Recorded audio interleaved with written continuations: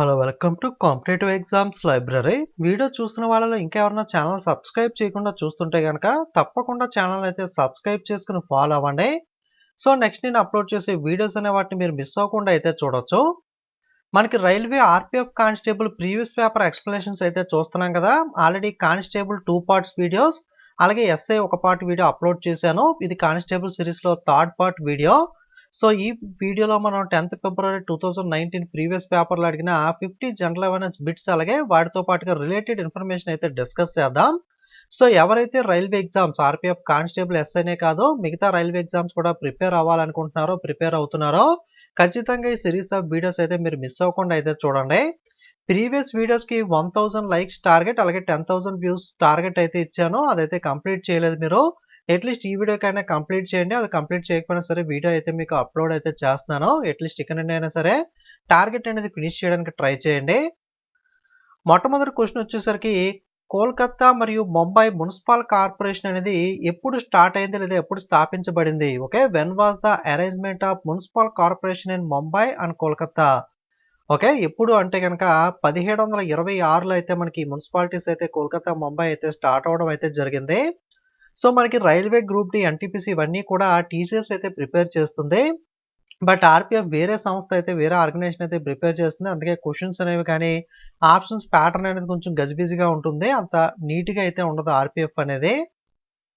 అసలు క్రికెట్ ఆట ఏ దేశానికి చెందింది అంటే క్రికెట్ యొక్క ఆరిజిన్ కంట్రీ అడుగుతున్నారు. What is the game of country originally from the which country? Okay, cricket origin అనేది ఒరిజినల్గా ఏ కంట్రీ నుండి వచ్చిందంటే మనకి ఇంగ్లాండ్ దేశం నుండి అయితే మనకి క్రికెట్ అనేది అయితే రావడం జరిగింది. సో మనకి ప్రీవియస్లో కబడ్డీ అడిగాడు కదా, కబడ్డీ అయితే ఇండియా. సో ఇటువంటి రిలేటెడ్ స్పోర్ట్స్ మీద ఏదో ఒక రకంగా బిట్ అయితే అడుగుతూ ఉంటాడో. ఖచ్చితంగా రైల్వే ఎగ్జామ్స్ ప్రిపేర్ అవుతున్న వాళ్ళు స్పోర్ట్స్ రిలేటెడ్గా ఏ టాపిక్ కూడా వదలకుండా ఖచ్చితంగా అయితే ప్రిపేర్ అయితే అవ్వాలి. నెక్స్ట్ నీలగిరి, అన్నామలై, పలానీ కొండల్లో ఉన్న సమశీతోష్ణ అడవిని ఏమని పిలుస్తారు? Situated in Nilgiri, Annamalai and Palani hills the temperature forest is called the dash. Okay, దాన్ని మనకి షోలా అని అయితే పిలవడం జరుగుతుంది. నెక్స్ట్ క్రింది వాటిలో ఏ మూలకాలు కక్ష్య ఉష్ణోగ్రత వద్ద ఘనస్థితిలో ఉండవు? Which of the following elements does not remain in the solid state at orbital temperature? Okay, Telugu translation అనేది గూగుల్ ట్రాన్స్లేషన్ చేసి అయితే చెప్తున్నాను కాబట్టి అంత పర్ఫెక్ట్గా అయితే ఉండవు. ఇక్కడ ఆర్పిఎఫ్లో క్వశ్చన్స్ ఫ్రేమింగ్ కూడా సరిగ్గా ఉండదు కాబట్టి ట్రాన్స్లేషన్ కూడా కొన్ని ప్రాపర్గా అయితే అవ్వవు. ఒకసారి మీరు చెక్ చేసుకుంటూ ఉండండి. తెలుగు పేపర్స్ అయితే మనకి సెట్ చేసిన కానీ నాకు ప్రాపర్గా ఎక్కడ కూడా దొరకలేదు.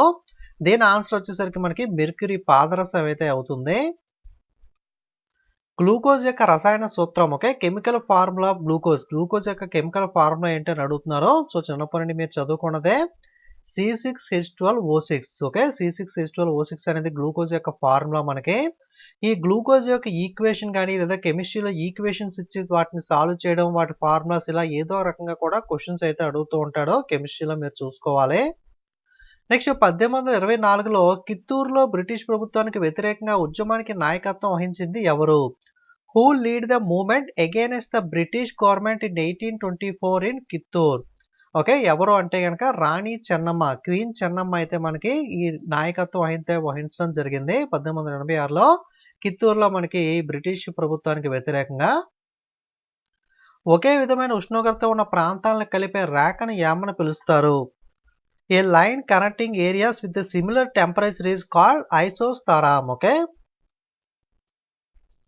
అలాగే క్రింది వాటిలో పింక్ విప్లవానికి సంబంధించింది ఏది? Which of the following is related to pink revolution? Okay, pink revolution దేనికి సంబంధించింది అంటే క్రింది ఇచ్చిన ఆప్షన్స్ ప్రకారం ష్రింప్ అంటే రొయ్యలకు సంబంధించింది పింక్ రెవల్యూషన్ అనేది.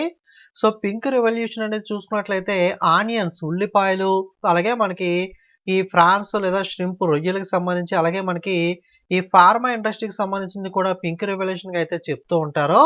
ఓకే, మనకి పొటాటోస్ అనేవి రౌండ్ రెవల్యూషన్కి సంబంధించినవి, పెట్రోలియం అనేది క్రూడ్ ఆయిల్ అనేది బ్లాక్ రెవల్యూషన్కి సంబంధించింది, ఆయిల్ సీడ్స్ అనేవి ఎల్లో రెవల్యూషన్కి సంబంధించింది. మీరు ష్రింప్ అంటే ఏంటో తెలియకపోయినా సో ఆప్షన్ ఎలిమినేషన్ మెథడ్ ద్వారా round potato, black petroleum, yellow oil seeds అని తెలిసినప్పుడు ఈ మూడింటిని ఎలిమినేట్ చేసి మిగతాది ఉన్నది ఇది ఒకటే కాబట్టి పింక్కి దాన్ని మీరైతే కనెక్ట్ చేసుకోవచ్చు. ఈ విధంగా ఆప్షన్ ఎలిమినేషన్ మెథడ్ ద్వారా కూడా మీకు ఆన్సర్ క్లియర్‌గా తెలియకపోయినా ఆప్షన్ ఎలిమినేషన్ మెథడ్ ద్వారా మిగతావి కాదు అని తెలిసినప్పుడు కూడా మీరు ష్రింప్ అంటే ఏంటో తెలియనప్పటికి కూడా మీరు ఆన్సర్ అయితే చేయొచ్చు. ఓకే. కొన్ని ఇంపార్టెంట్ రెవల్యూషన్ చూసినట్లయితే గ్రీన్ రెవల్యూషన్ హరిత విప్లవం అనేది అగ్రికల్చర్‌కి సంబంధించింది.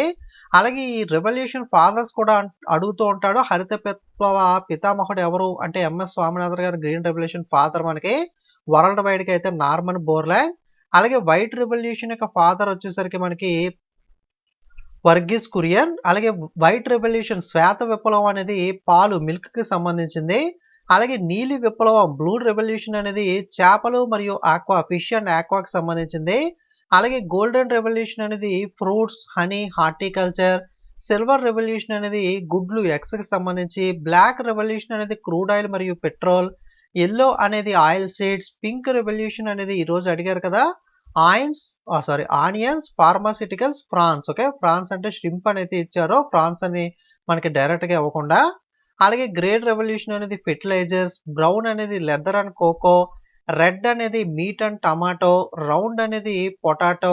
గోల్డెన్ ఫైబర్ అనేది జూట్. సిల్వర్ ఫైబర్ రెవల్యూషన్ అనేది కాటన్‌కి సంబంధించింది. ఇటువంటి రెవల్యూషన్ గాని, ఫాదర్ ఆఫ్ రెవల్యూషన్ గాని అడుగుతూ ఉంటాడు చూసుకోండి. అలాగే పారిశ్రామిక సూచిక యొక్క మిశ్రమ విలువ ఆధారంగా ఎన్ని పరిశ్రమలు లెక్కించబడతాయని అయితే అడిగారో. How many industries are calculated based on the combined value of index of the industrial products. టోటల్‌గా 8 సెక్టార్స్ అయితే ఉంటాయి. 8 కోర్ సెక్టార్స్ అంటారు. ఆ 8 సెక్టార్స్ ఏంటి అంటే గనక coal, crude oil, cement, fertilizer, refinery products, electricity, natural gas and steel. So 8టిని కూడా మనకు ఒక్కొక్కసారి అడుగుతూ ఉంటాడు. ఆప్షన్‌లో 4 ఇచ్చి కింది వాటిలో కోర్ సెక్టార్‌ని గుర్తించండి, కోర్ సెక్టార్ కానిదాన్ని గుర్తించండి అని అడుగుతూ ఉంటాడు. See friends. Okay. See friends అనే కోడ్ వర్డ్ ద్వారా మీరు 8 సెక్టార్స్‌ని కూడా గుర్తుపెట్టుకోవచ్చు. ఇది చూడడానికి సి ఫ్రెండ్స్‌లా ఉంది కదా! మనకి మీమ్స్‌లో ఉంటారు కదా! హాయ్ ఫ్రెండ్స్, చూడండి ఫ్రెండ్స్ ఈరోజు అని చెప్పి ఆ టైప్‌లో సి ఫ్రెండ్స్ లేదా ఎవరన్నా రాజమండ్రి వాళ్ళు ఆ చుట్టుపక్కల ఉంటే గనక మీకు అక్కడ సి ఛానెల్ అయితే ఉంటుంది. ఆ విధంగానే సరే మీరు గుర్తుపెట్టుకోవచ్చు. సి అంటే కోల్, క్రూడ్ ఆయిల్, సిమెంట్. అలాగే ఫ్రెండ్స్ ఎఫ్ అంటే ఫెర్టిలైజర్, ఆర్ అంటే రిఫైనరీ ప్రొడక్ట్స్, ఈ అంటే ఎలక్ట్రిసిటీ, ఎన్ అంటే నేచురల్ గ్యాస్, ఎస్ అంటే స్టీల్. సో సి ఫ్రెండ్స్ అనే కోడ్ వర్డ్ ద్వారా మీరు 8 కోర్ సెక్టార్స్‌ని కూడా గుర్తుపెట్టుకోవచ్చు. నెక్స్ట్ ఒక నిర్దిష్ట కాల వ్యవధిలో దేశంలోని మొత్తం జనాభాతో భాగించినప్పుడు దేశం యొక్క మొత్తం జాతీయ ఆదాయం యొక్క విలువ ఎంత? During the period of particular period divided by the total population of the country total national income is known as the value. Okay. దీన్ని ఏమంటారు అంటే పర్ క్యాపిటల్ ఇన్కమ్ అంటే తలసరి ఆదాయము అని అయితే అనడం జరుగుతుంది. దీని యొక్క డెఫినేషన్ అయితే ఇచ్చారు. 1925 నాటికి కాకోరీ మందిరంలో ఉన్న క్రింది వాటిలో ఏది చేర్చబడింది? Which of the following was included in the Kakori మందిర్ ఆఫ్ 1925. సో ఈ విధంగానే క్వశ్చన్స్ కొంచెం ఆర్‌పిఎఫ్‌లో కన్‌ఫ్యూజన్‌గా ఇస్తూ ఉంటాడు. సో సింపుల్‌గా కాకోరీ మనకి ఈ రాబరీ ఉంటుంది కదా! కాకోరీ ట్రైన్ సంఘటన 1925లో జరిగినప్పుడు ఎవరు రాబరీ చేశారు? ఎవరు రాబరీకి ప్లాన్ చేశారు? లేదా ఎవరిని ఈ కాకోరీ సంఘటనలో ఉరితీశారు? ఇలా క్వశ్చన్ కూడా కొంచెం పిచ్చి పిచ్చిగా అడుగుతూ ఉంటాడు ఆర్‌పిఎఫ్‌లో అయితే. సో ఈ కాక్రోయి ట్రైన్ సంఘటన ట్రైన్ రాబరీ జరిగినప్పుడు 1925లో చాలా మంది మనకి ఇందులో ఇన్వాల్వ్ అయి ఉంటారు. మెయిన్‌గా ప్లాన్ చేసిన వాళ్ళు అయితే మటుకు ఇద్దరున్నారు. రామ్ ప్రసాద్ బిస్మిల్ అలాగే అష్ఫాక్ ఖాన్ ఇద్దరు కూడా మెయిన్‌గా ప్లాన్ చేశారు. ఆప్షన్ ప్రకారం చూసుకున్నట్లయితే అష్ఫాక్ ఉల్లా ఖాన్ అయితే ఆప్షన్‌లో అయితే ఇవ్వడం జరిగింది. ఈయనతో పాటుగా మనకి రామ్ ప్రసాద్ బిస్మిల్ కూడా దీనికైతే మెయిన్‌గా ప్లాన్ చేయడం జరిగింది. ఇందులో పాల్గొన్న వాళ్ళు ఇంకా చాలా మంది లిస్ట్ అయితే ఉంటుంది. ఓకే. వాళ్ళందరినీ కూడా మనకి ఈ బ్రిటిష్ ప్రభుత్వం అయితే ఉరి తీయడం అయితే జరిగింది. ఓకే. కాక్రోయ్ ట్రైన్ సంఘటన ఎక్కువగా దీని మీద అడుగుతూ ఉంటాడు చూసుకోండి. ఆధునిక ఆవర్తన పట్టికలో బంగారం యొక్క పరమాణు సంఖ్య ఎంత? ఓకే.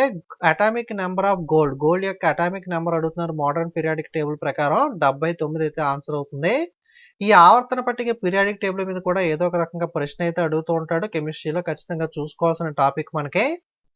2011 జనాభా లెక్కల ప్రకారం అత్యంత జనసాంద్రత కలిగిన కేంద్రపాలిత ప్రాంతం ఏది? According to the 2011 census which union territory has the highest population density అని అయితే ప్రశ్న అడిగారు. ఆన్సర్ వచ్చేసరికి న్యూఢిల్లీ అయితే అవుతుంది. ఈ 2011 సెన్సెక్స్ ఏదైతే ఉందో 2011 జనాభా లెక్కలు చాలా చాలా ఇంపార్టెంట్. ఈ మధ్యన ప్రతి కాంపిటేటివ్ ఎగ్జామ్ లో కూడా జీకే ఉన్న ప్రతి దాంట్లోనూ కూడా నెంబర్ ఆఫ్ క్వశ్చన్స్ అయితే దీని నుండి అడుగుతున్నాడు. ఖచ్చితంగా మీరైతే టాపిక్ మనకి ఫుల్ గా అయితే డీప్ గా చూసుకుని అయితే వెళ్ళాలి. ఓకే. ఇక్కడ మనకి జనసాంద్రత డెన్సిటీ గురించి అడిగారు కదా! హైయెస్ట్ డెన్సిటీ స్టేట్ అత్యధిక జనసాంద్రత కలిగిన రాష్ట్రం అడిగితే కనుక బీహార్ మనకి 1106 మంది అయితే ఉంటారో. డెన్సిటీ అంటే ఏంటి అంటే మనకి ఒక స్క్వేర్ కిలోమీటర్ ఏరియా తీసుకున్నట్లయితే ఇదే ఏరియాలో మనకి ఎంతమంది నివసిస్తూ ఉంటారని చెప్పి అడుగుతూ ఉంటాడు. అంటే ఈ స్క్వేర్ కిలోమీటర్ ప్రకారం చూసుకున్నట్లయితే యావరేజ్గా 382 కదా ఇండియా జనసాంద్రత.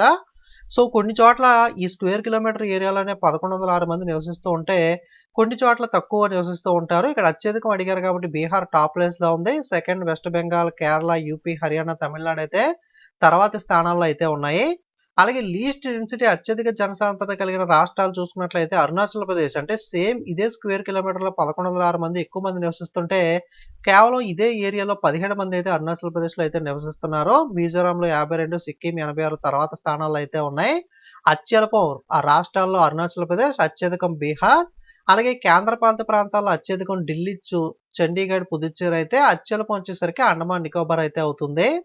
ఓకే, ఇటువంటివన్నీ కూడా మనం వీడియో చేయడం జరిగింది. ప్రతి టాపిక్ కూడా ఒకసారి రీఅప్డేట్ చేసి మీకు ఇంకేదైనా పాయింట్స్ ఉంటే యాడ్ చేసి ఒకసారి మొత్తం అన్ని కూడా మళ్ళీ వీడియోస్ అయితే అప్లోడ్ చేయడానికి అయితే ట్రై చేస్తాను. ఛానల్ అయితే సబ్స్క్రైబ్ చేసుకుని ఫాలో అవుతూ అయితే ఉండండి. అలాగే మీకు ఎఫర్ట్ పెట్టి రిలేటెడ్ బిట్స్తో సహా మొత్తం కూడా మీకు క్లియర్గా ఎక్స్ప్లెయిన్ చేస్తున్నాను కాబట్టి మీరు నాకు చేసే హెల్ప్ వల్ల ఒకటే, ఖచ్చితంగా వీడియోకి ఒక లైక్ చేయండి, కామెంట్ చేయండి.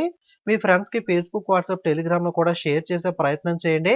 వీడియో ఎక్కువ మందికి రీచ్ అయ్యి ఎక్కువ మంది చూస్తే వాళ్ళకి కూడా హెల్ప్ అవుతుంది. నాకు కూడా ఎక్కువ వీడియోస్ చేయడానికి అయితే ఇంట్రెస్ట్, మోటివేషన్ అయితే వస్తుంది కాబట్టి ఖచ్చితంగా వీడియోకి లైక్, కామెంట్, షేర్ చేయడం అయితే మర్చిపోకండి. 1000 లైక్స్ అలాగే 10,000 వ్యూస్ టార్గెట్ అయితే ఇస్తున్నాను. బ్రిటిష్ పాలనలో ఏ చట్టం ప్రకారం భారతదేశంలో డయార్కీ వ్యవస్థను స్థాపించారు?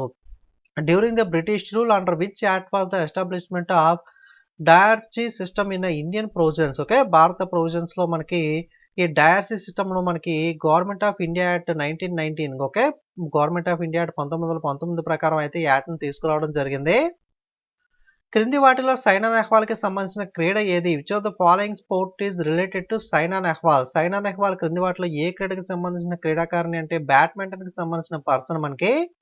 స్పోర్ట్స్ రిలేటెడ్గా ఖచ్చితంగా స్పోర్ట్స్ రిలేటెడ్ పర్సన్ అవ్వచ్చు, లేదా స్పోర్ట్స్లో ఉన్న ట్రోఫీస్ అవ్వచ్చు, స్పోర్ట్స్లో ఉన్న మనకి టర్మ్స్ అవ్వచ్చు, అలాగే స్పోర్ట్స్లో వెన్యూస్ ఎక్కడెక్కడ జరిగాయి, ఎక్కడెక్కడ జరగబోతున్నాయని కానీ, ఓకే, ఇలా ఏదో ఒక రకంగా. ఓకే, అలాగే మనకి రీసెంట్గా ఐపీఎల్ ఎవరు విన్ అయ్యారు, ఐపీఎల్లో మనకి ఆరెంజ్ కప్ ఎవరు గెలుచుకున్నారు, అలాగే T20 వరల్డ్ కప్ జరిగితే దాన్ని ఎవరు గెలుచుకున్నారు, ఉమెన్స్ కానీ, ఫీఫా వరల్డ్ కప్ కానీ, కామన్వెల్త్ గేమ్స్ కానీ, ఏషియన్ గేమ్స్ కానీ, ఇలా ఏది అయినా సరే అడిగే అవకాశం ఉంటుంది. స్పోర్ట్స్లో ఖచ్చితంగా మీరు ప్రతిదీ కూడా ఏది వదలకుండా అయితే ప్రిపేర్ అయితే అవ్వాలి రైల్వే ఎగ్జామ్స్లో.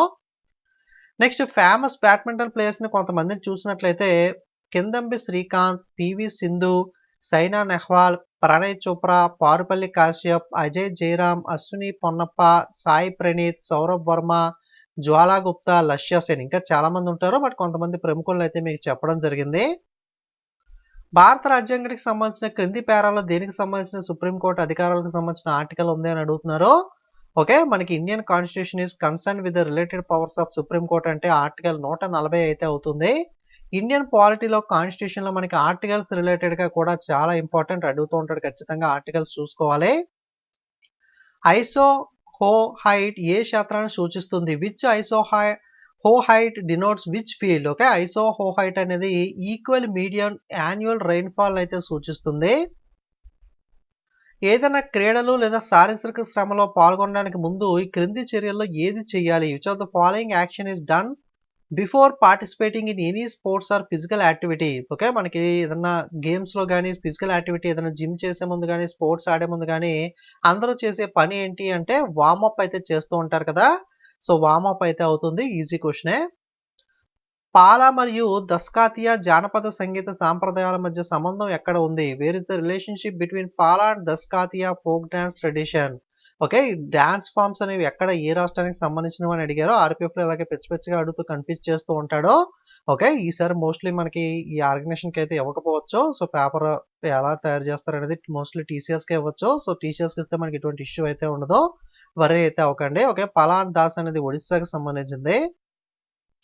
ఆల్కహాల్ పానీయాలు ప్రధాన పదార్థాలని కలిగి ఉంటాయి. Alcoholic beverages contain the main ingredients. Okay, alcoholic beverage లో ఉండే మెయిన్ ఇంగ్రీడియంట్ ఏంటంటే ఇథనాల్ అని అయితే అంటారు. ఇథనాల్ వాడి మధ్యన బాగా మనకి ప్రాచుర్యంలోకి అయితే రావడం జరిగింది కదా. ఇథనాల్ బ్లెండింగ్ ఇవన్నీ కూడా మనకి సెంట్రల్ గవర్నమెంట్, కేంద్ర ప్రభుత్వం పాలసీస్ తీసుకురావడంతో క్రింది వాటిలో ఏది రాజ్యాంగ సంస్థ కాదు? ఓకే. కాన్స్టిట్యూషనల్ ఇన్స్టిట్యూషన్ కానిది ఏంటి అని అడుగుతున్నారు. మనకి నేషనల్ హ్యూమన్ రైట్స్ కమిషన్ అనేది కాన్స్టిట్యూషన్ రాజ్యాంగ సంస్థ కాదు. National schedule tribe commission. Okay. మనకి ఈ షెడ్యూల్ కులాలకు సంబంధించింది.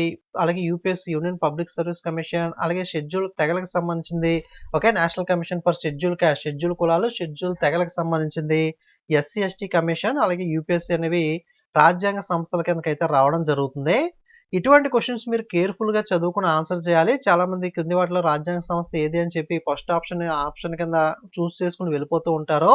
నాట్ అనే పదాన్ని సరిగ్గా చదవరు. Which of the following is the constitutional institution అని చెప్పి మిస్టేక్ చేస్తూ ఉంటారు. కాబట్టి క్వశ్చన్ అనేది కూడా మీరు ప్రాపర్గా క్వశ్చన్తో పాటుగా 4 ఆప్షన్స్ కూడా ప్రాపర్గా చదివిన తర్వాత ఆన్సర్ చేయడమే మనకి బెటర్ ఆప్షన్ అనేది.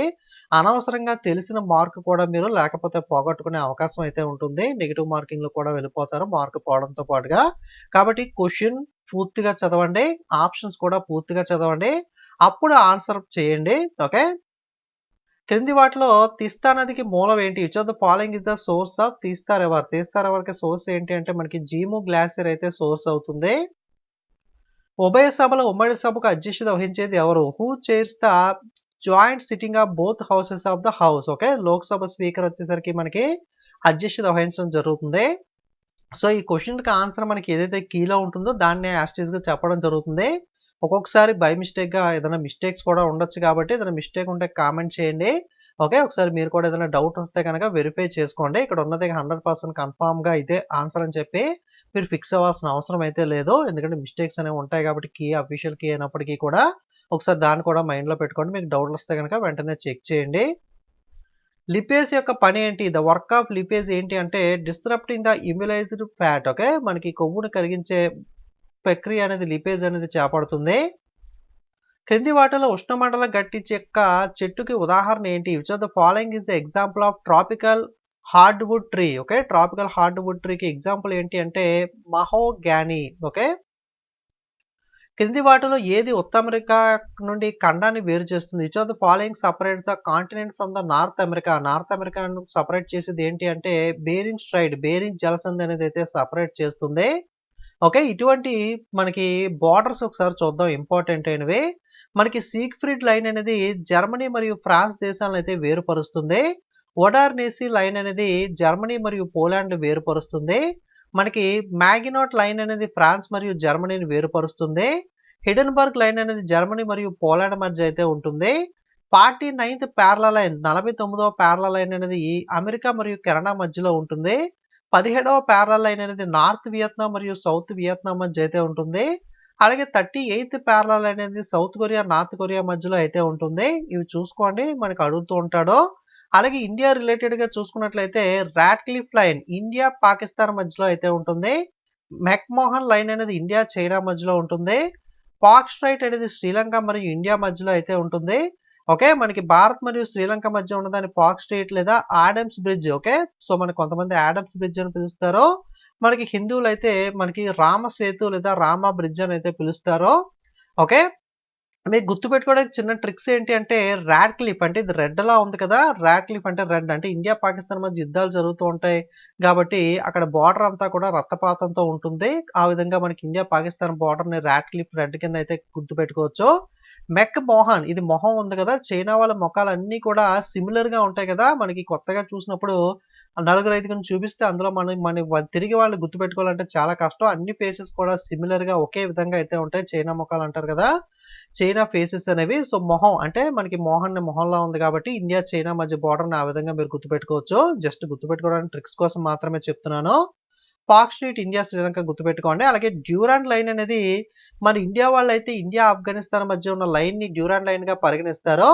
బట్ పాకిస్తాన్ వాళ్ళు అలా ఒప్పుకోరు కదా. సో అది కాదు, ఆఫ్ఘనిస్తాన్ మరియు పాకిస్తాన్ మధ్య ఉన్న లైన్ ని డ్యూరాండ్ లైన్ కింద అయితే వాళ్ళు అయితే గుర్తించడం జరుగుతుంది. ఎందుకంటే అక్కడ బార్డర్ ఇష్యూ ఉంది కాబట్టి మనకి అక్కడ ఒక్కొక్కరు ఒక్కొక్క విధంగా అయితే కన్సిడర్ అయితే చేస్తారు. ఇండియా తరపున అయితే ఇండియా ఆఫ్ఘనిస్తాన్ మధ్య ఉన్న లైన్, పాకిస్తాన్ తరపున అయితే పాకిస్తాన్ మరియు ఆఫ్ఘనిస్తాన్ మధ్య ఉన్న లైన్ అయితే అంటూ ఉంటారు. కొన్ని పుస్తకాల్లో ఇది, కొన్ని పుస్తకాల్లో ఇది ఉంటుంది. దానికి రీజన్ అయితే అది కన్ఫ్యూజ్ అయితే అవ్వకండి. నెక్స్ట్ ఇండియా మాల్దీవ్స్ మధ్య ఉన్న ఛానల్ని ఏమని పిలుస్తారంటే 8 డిగ్రీ ఛానల్ అని అయితే అంటారు. 8 డిగ్రీ ఛానల్ ఏ 2 దేశాల మధ్యలో ఉంటుంది అని అడిగితే కనుక భారత్ మరియు మాల్దీవ్స్ మధ్య ఉంటుంది.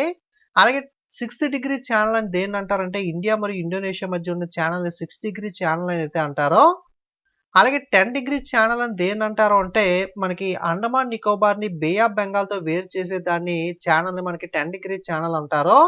అలాగే కోకో స్ట్రైట్ అని దేన్ని అంటారంటే నార్త్ అండమాన్ ఐలాండ్స్‌ని కోకో ఐలాండ్స్ ఆఫ్ మయన్మార్‌తో వేరు చేసేదాన్ని కోకో స్ట్రైట్ అని అయితే అంటారు. ఇవి కూడా రిపీటెడ్‌గా అడుగుతూ ఉంటాడు. సో చూసుకోండి.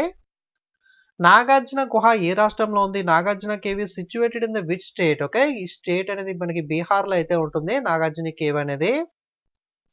సాధారణ సిస్టోలిక్ ఒత్తిడి ఓకే. 120/80 అయితే ఉంటుంది కదా! నార్మల్‌గా మనకి సిస్టోలిక్, డయాస్టోలిక్ అంటారు. సో సిస్టోలిక్ అనేది హెచ్‌డి 120 mm అయితే ఉంటుంది.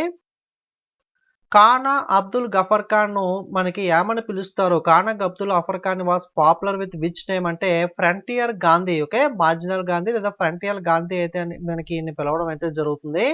ఎవరిని మనకి ఫ్రంటియర్ గాంధీ అని పిలుస్తారని కూడా రివర్స్‌లో కూడా అడుగుతూ ఉంటాడు. ఖానా అబ్దుల్ గఫర్ ఖాన్ అయితే ఈ విధంగా పిలుస్తారు.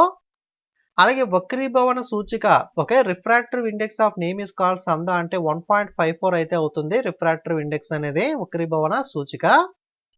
అలాగే భారత రాజ్యాంగం ప్రకారం రాజ్యసభలో గరిష్ట సంఖ్య ఎంత?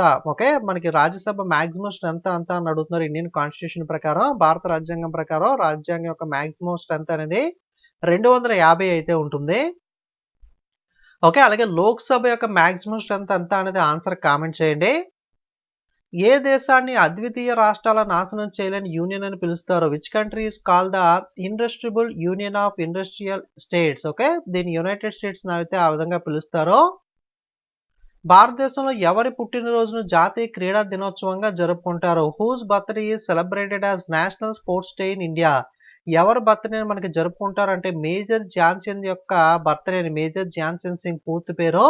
ఈయన జ్ఞాపకార్థంగానే ధ్యాన్ చంద్ జ్ఞాపకార్థంగా మనకి ధ్యాన్ చంద్ అవార్డులు కూడా ఇస్తారు. అలాగే ఈయన బర్త్‌డే మనకి ఆగస్టు 29న అందుకే ఈయన జ్ఞాపకార్థంగా ఆగస్టు 29న మనకి నేషనల్ స్పోర్ట్స్ డే మనకి జాతీయ క్రీడా దినోత్సవాన్ని అయితే జరుపుకోవడం జరుగుతుంది. కబడ్డీ జట్టులో ఆటగాళ్ళు ఎంతమంది ఉంటారు? కబడ్డీ హౌ మెనీ ప్లేయర్స్ అని అడిగారు. నంబర్ ఆఫ్ స్పోర్ట్స్ మనకి స్పోర్ట్స్‌లో క్రికెట్‌లో మనకి కోడ్ వర్డ్ ఉంటుంది కదా! హెచ్‌సీఎఫ్ అని మనం చెప్పుకున్నాం. హైయెస్ట్ కామన్ ఫ్యాక్టర్ అంటే హాకీ, క్రికెట్, ఫుట్‌బాల్‌లో మనకి 11 మంది అయితే ఉంటారు. అలా కబడ్డీలో ఎంతమంది ఉంటారని అడుగుతున్నారు. కబడ్డీలో అయితే 7 మంది అయితే ఉంటారు. ఈ విధంగా స్పోర్ట్స్‌లో నంబర్ ఆఫ్ ప్లేయర్స్ ఎంతమంది ఉంటారన్న టాపిక్ కూడా మనకి ఇంపార్టెంట్. అలాగే ఎలక్ట్రో డైనమిక్స్ యొక్క ఎస్ఐ సంఖ్య ఎంత? SI number of electro dynamics అని అడిగితే అడుగుతున్నారు. సిమెన్స్ అయితే మనకి ఎలక్ట్రో డైనమిక్స్‌కి ఎస్ఐ యూనిట్ అయితే అవుతుంది. ఇదే విధంగా మనకి పిచ్చి పిచ్చిగా అడుగుతుంటాడు ఆర్‌పీఎఫ్‌లో క్వెషన్స్ అనేవి. ఎస్ఐ యూనిట్ అని అడగొచ్చు కదా! ఎస్ఐ నంబర్ అని చెప్పి ఏదో కొత్త దానిలా కన్‌ఫ్యూజ్ చేస్తూ ఉంటాడు. భూమిపై ఏదో ఒక ప్రదేశంలో భౌగోళిక మెరిడియన్ మరియు అయస్కాంత మెరిడియన్ మధ్య భాగం యొక్క కోణం ఎంత? At some place on earth the geographical meridian and midge between the magnetic meridian is call the angle. Whose at the angle? So options కూడా ఒక్కొక్కసారి పిచ్చి పిచ్చిగా ఉంటాయి. సో చూసుకోండి. హూస్ ఎట్ ద యాంగిల్ అని అయితే అంటారంట. సో ఇది నాకు ఐడియా లేదు. ఒకసారి చెక్ చేయండి మీరు కూడా.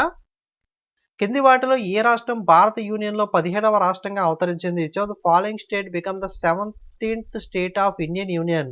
17వ రాష్ట్రంగా భారతదేశంలో హర్యానా రాష్ట్రం అయితే ఏర్పడడం జరిగింది. ఏదైనా పనిని సవరించే ముందు భాగంలో అవసరమైన కనీస సభ్యుల సంఖ్య ఓకే. మనకి what is the minimum number of required members in the house before editing any work by which word అంటే క్వాంటిటీ అనే వర్డ్ అనేది అయితే ఉంటుంది. భారత ఆర్థిక వ్యవస్థలో వ్యవసాయాన్ని ప్రధానంగా ఏ పంచవర్ష ప్రణాళికలో పేర్కొన్నారు? Which of the 5 year of scheme agriculture was termed as the main moving source of Indian economy అంటే 10th ప్లాన్ 10వ పంచవర్ష ప్రణాళికలో అయితే పేర్కొనడం జరిగింది. 19వ శతాబ్దంలో క్రింది వాటిలో ఎవరు పూనా బహిరంగ సభను నిర్వహించారు? 19th century which of the following leader organised the Poona public gathering? Poona public gathering Poona బహిరంగ సభను 19వ శతాబ్దంలో మనకి మహాదేవ్ గోవింద్ రనాడే అయితే మనకి చేర్చడం జరిగింది. ఎంబ్రాయిడరీ కళ ముఖేష్ అసలు ఏ రాష్ట్రానికి చెందినది? Okay. The art of embroidery is Mukesh అనేది ఏ రాష్ట్రానికి సంబంధించింది అంటే ఉత్తరప్రదేశ్ రాష్ట్రానికి సంబంధించింది. సో ఆర్ట్ అండ్ కల్చర్‌లో భాగంగా డాన్స్ ఫార్మ్స్, ఫెస్టివల్స్ ఇలాంటి పెయింటింగ్స్ ఇవన్నీ కూడా ఆర్ట్ అండ్ కల్చర్ టాపిక్‌లోకి వస్తాయి.